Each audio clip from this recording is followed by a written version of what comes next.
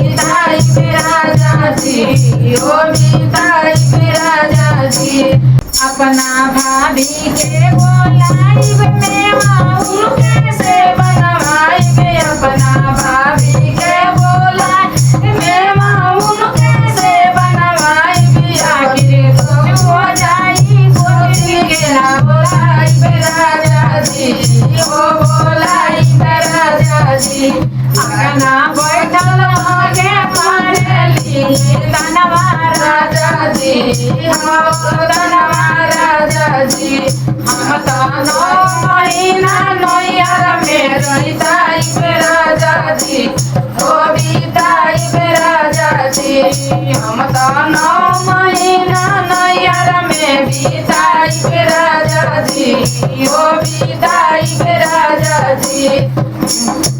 अपना बोनी के बोलाइब काजर उनके से लगवाइब, अपना बोनी के बोलाइब काजर उनके से लगवाइब।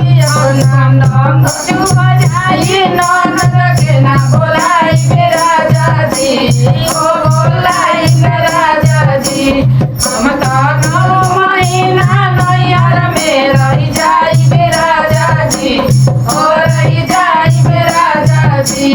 हम तो नयुम जाई नयन के ना बोलाइब राजा जी, ओ बोलाइब राजा जी। रही रही तोर मसत नैहर में जाइब राजा जी, हो बोलाइब राजा जी। रही रही तोर कसन ननद के ना बोलाइब राजा जी, ओ बोलाइब राजा जी।